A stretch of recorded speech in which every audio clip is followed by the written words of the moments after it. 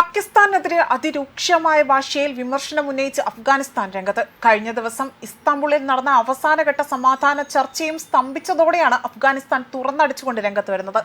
ചർച്ചകളിൽ പാകിസ്ഥാൻ ഉത്തരവാദിത്തമില്ലാത്തതും അതുപോലെ സഹകരിക്കാനാവാത്തതുമായ സമീപനമാണ് സ്വീകരിക്കുന്നതെന്നതാണ് അഫ്ഗാന്റെ ആരോപണം ഉന്നയിച്ചിരിക്കുന്നത്.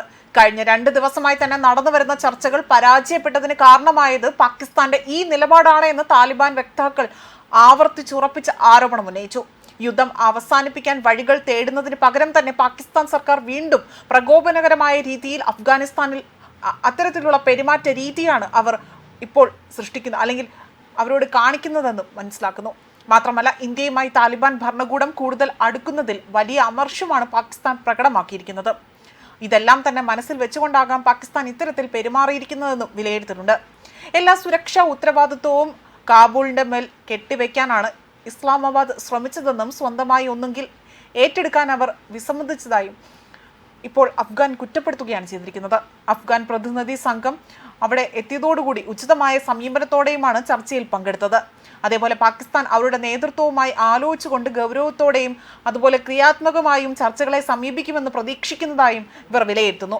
എന്നാൽ അഫ്ഗാനിസ്ഥാന്റെയോ സ്വന്തം രാജ്യത്തിന്റെയോ സുരക്ഷയുടെ ഉത്തരവാദിത്തം ഏറ്റെടുക്കാൻ പാകിസ്ഥാൻ ഒരു താല്പര്യവും കാണിച്ചിട്ടില്ല. താലിബാൻ വക്താവായ സബീഹുള്ള മുജാഹിദ് ആണ് ഇക്കാര്യങ്ങൾ എക്സിലൂടെ തന്നെ പങ്കുവച്ചിരിക്കുന്നത്. പാകിസ്ഥാന്റെ ഈ നിലപാട് മധ്യസ്ഥരായ തുർക്കിയും അതുപോലെ തന്നെ ഖത്തറിനും വലിയ രീതിയിലുള്ള ബുദ്ധിമുട്ടുണ്ടാക്കിയതായും അദ്ദേഹം വ്യക്തമാക്കുന്നു. ഒരു രാജ്യത്തിനെതിരെയും അഫ്ഗാൻ മണ്ണ് ഉപയോഗിക്കാൻ അനുവദിക്കില്ല എന്ന്, ഏതൊരു ആക്രമണത്തിൽ നിന്നും അഫ്ഗാനിസ്ഥാന്റെ പരമാധികാരം സംരക്ഷിക്കുമെന്നും ഇദ്ദേഹം ഇവിടെ ആവർത്തിച്ചുറപ്പിച്ചു പറഞ്ഞു. നവംബർ 6,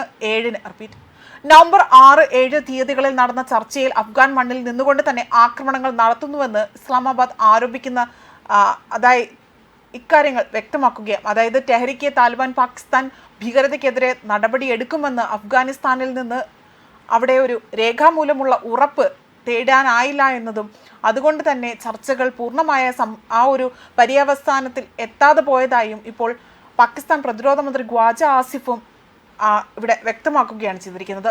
മാത്രമല്ല, വാക്കാലുള്ള ഉറപ്പുകൾ മാത്രം നൽകാമെന്ന് കാബൂൾ നിർബന്ധം പിടിച്ചുവെന്നും അന്താരാഷ്ട്ര ചർച്ചകളിൽ അത് അസ്വീകാര്യമാണ് എന്നതാണ് ഖ്വാജ ആസിഫ് ഇവിടെ വ്യക്തമാക്കിയിരിക്കുന്നത്. പാകിസ്ഥാൻ വെടിനിർത്തൽ തുടരുമെന്നും എന്നാൽ അഫ്ഗാൻ മണ്ണിൽ നിന്ന് ആക്രമണം ഉണ്ടായാൽ പ്രതികരിക്കുമെന്നാണ് ഖ്വാജ ആസിഫ് മുന്നറിയിപ്പ് നൽകിയിരിക്കുന്നത്. തുർക്കിയുടെയും ഖത്തറിന്റെയും മധ്യസ്ഥതയിൽ നടന്ന ചർച്ച പരമ്പരയിലെ തുടർച്ചയായ 3ാമത്തെ പരാജയമായിരുന്നു ഇവിടെ വലിയൊരു പ്രതിസന്ധിക്ക് കാരണമായിരിക്കുന്നത്. ഒക്ടോബർ 11-നും 15-നും ഇടയിൽ നടന്ന മാരകമായ അതിർത്തി സംഘർഷങ്ങളെ തുടർന്നുകൊണ്ടായിരുന്നു ഒക്ടോബർ 29-ന് ദോഹയിൽ വെച്ച് വലിയൊരു ചർച്ച ആരംഭിക്കുന്നത്. ആ ചർച്ച പുരോഗതിയില്ലാതെ തന്നെ അവസാനിച്ചതോടുകൂടി തന്നെ ഒക്ടോബർ 25-ന് ഇസ്താംബുളിൽ 2ാം ഘട്ട ചർച്ച നടന്നു. അതും ഫലം കണ്ടില്ല. ഏറ്റവും പുതിയ ചർച്ചയും ഇതേ രീതിയിൽ തന്നെ പരാജയപ്പെടുകയാണ് ഉണ്ടായിരിക്കുന്നതെന്നാണ് വൃത്തങ്ങൾ സൂചിപ്പിക്കുന്നതും. ന്യൂസ് ഡെസ്ക് കർമ്മ ന്യൂസ്.